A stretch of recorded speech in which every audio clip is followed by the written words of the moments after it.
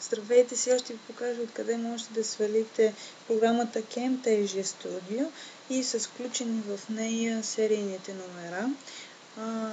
Този е вебсайта for Forsaken Tutorials camtasia.tk. Ще го оставя линка в дескрипцията на видеото, след което като ви се отвори тази страница, кликате на Download, ето този линк, първият, кликате. Изчаквате да ви се отвори една друга страница. Това обаче не ни трябва. Хайде, махни са. Така, след което имате ето този прозорец. Click here to start download. Кликате и започва свалянето на тази програма на вашия компютър. Трябва да изчакате известно време, докато се свали. Аз вече имам свалена. Трябва да имате WinRAR на вашия компютър, за да можете да екстрактнете програмата. След като я екстрактнете, ще имате ето тази папка Camtasia Studio 6 Plus Serials.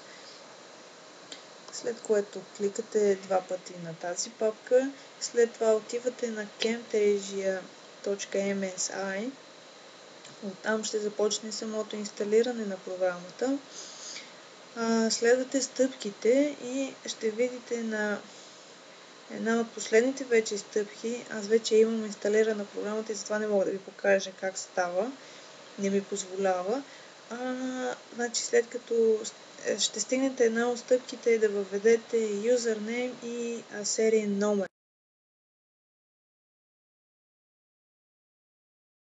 След което кликате на този Camtasia Serials текст. И от тук можете да си харесате един от тези кодове, които да въведете. За юзернейм можете да въведете всякакво име. Няма значение. След което давате Next, Finish и е готово. Вашата програма Camtasia Studio е напълно инсталирана на вашия компютър и не е само опитна версия, а си е цялата. Надявам се да сте разбрали. Съжалявам, че не ви показах целите инструкции, как са последователно стъпките, но надявам се да сте разбрали. Ако не сте, пишете ми, ще се опитам да ви отговоря и така. Благодаря за слушането и довиждане.